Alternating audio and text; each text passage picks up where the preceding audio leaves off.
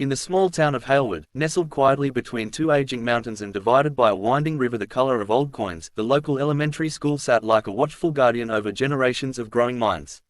For decades, Halewood Elementary had been a place of routine, spelling bees, multiplication tables, harvest festivals, and the occasional school play.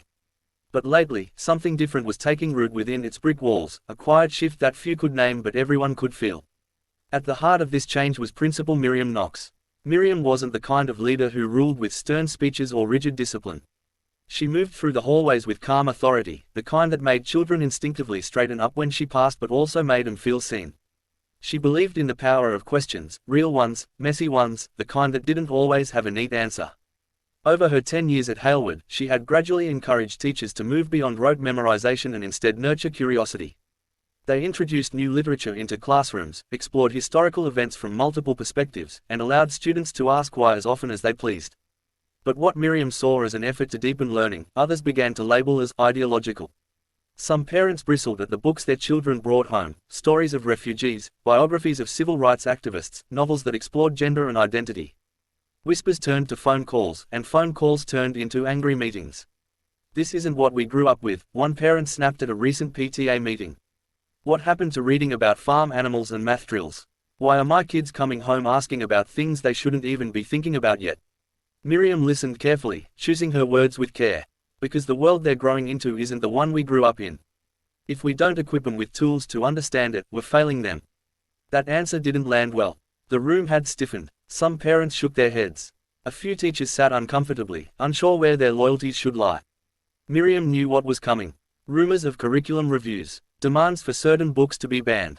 A growing divide not only between parents and the school, but among the staff themselves. She tried to stay steady, but the tension crept into her bones like a chill. She had taken this job because she believed in something simple and powerful, that education was not just about what children learned, but about who they were allowed to become. And now, that belief was under threat. One rainy Thursday afternoon, after a long meeting with two board members who had concerns about political influence, Miriam returned to her office exhausted. She tossed her coat on the back of her chair, sat at her desk, and noticed a folded piece of paper beside her keyboard. No name, just a few crumpled edges and handwriting that wobbled with youth. She opened it slowly. "Please don't stop the stories that make us think. They help me feel braver." She read it twice, then a third time, the words sinking into her like warmth after a cold day. No one signed it, but she knew, deep in her chest, that it had come from one of the children who got it, who had heard something in a lesson or a book that cracked open the door to a bigger world. Miriam held the note to her chest like it was a shield. That little voice, anonymous but sincere, rang louder than all the shouting in meetings or emails filled with suspicion. That letter was a call, quiet, clear, impossible to ignore. That day, Miriam made her decision. No matter the pressure, she would stand by her students. She would protect the space where questions could be asked, where bravery could grow, and where young minds could be free to wonder. The school board hearing was scheduled for a Thursday evening, just as the leaves outside began turning from gold to fire. Word had spread quickly through Halewood. Some said the school was indoctrinating children, others whispered that certain books would be banned, and still others, mostly quiet, just wondered what was really going on. That night, the auditorium at Halewood Elementary was packed beyond its usual capacity.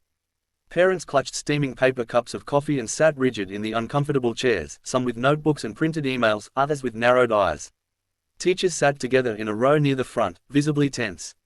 Board members sat behind a long table with laptops and furrowed brows. Miriam Knox stood off to the side, hands clasped calmly in front of her, her face unreadable. She didn't have a script. The board chair, Mr. Whitlock, began with a summary of the concerns: inappropriate classroom materials, politicized discussions, and a noticeable shift in the school's educational tone. He asked Miriam to address the community. The microphone crackled as she stepped up to it. She took a breath, looked across the sea of faces, some angry, some curious, and a few, like Mrs. Jensen in the back, quietly supportive. "This isn't about politics," Miriam began, her voice firm. "It's about preparing children to understand the world, not just the world we want them to see, but the world that is. If we don't teach them how to think critically, someone else will teach them what to think. And that's far more dangerous." A murmur rippled through the audience. A man stood up quickly. "Are you saying we don't know what's best for our kids?" Miriam shook her head. "No, I'm saying your kids deserve the tools to make their own choices as they grow. And that starts with open, honest education." A woman near the front stood next. "My daughter came home asking about things she shouldn't be learning about until she's older. Can't kids just be kids anymore?" From the teacher's row, someone responded, quietly but clearly, "Curiosity doesn't have an age limit." The room tensed. The debate swelled. Voices rose, cut across one another, bounced off the auditorium walls. A few clapped, others booed. And just as it seemed the meeting would tip into chaos, the auditorium doors creaked open. One by one, students walked in. It started with two sixth graders, quiet, heads high, carrying books. Then came 4 more, then 10. Some held up hand-drawn posters. One read, "Let us ask questions." Another, "Thinking is not dangerous." They didn't chant or shout. They just stood silently in the aisles, looking at the adults who had spent weeks arguing about what they should and shouldn't learn. Miriam stepped back, her heart hammering. She hadn't told them to do this. In fact, she hadn't even known. A boy from the 5th grade stepped forward. "You tell us to be brave, but how can we if we're not allowed to learn about the world?" For a moment, everything stilled. Even the angriest parents found themselves unsure how to respond. Because in that moment, the debate wasn't abstract anymore. It wasn't about lesson plans or board policies.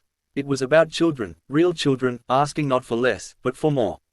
More truth, more freedom, more trust. The board meeting adjourned quietly. No decision was made. No votes were taken. But something had shifted. That night, as the auditorium emptied and the cold air outside greeted departing parents and staff, Miriam stood in the doorway, watching the students walk out together. Not one of them looked afraid. They had answered the call. And in doing so, they'd made it impossible to ignore. The morning after the hearing, the school grounds were unusually quiet. As if the building itself was still holding its breath. Teachers arrived early, exchanging cautious glances in the break room. Miriam Knox walked the hallways with a calm expression that betrayed the storm of uncertainty beneath. No decision had come from the board the night before, but everyone knew something had changed. What no one could predict was how far that change would ripple. When Miriam unlocked her office door, she noticed something different. Her desk, normally bare except for a few papers and a coffee mug, was now covered in letters. Not 1 or 2, dozens.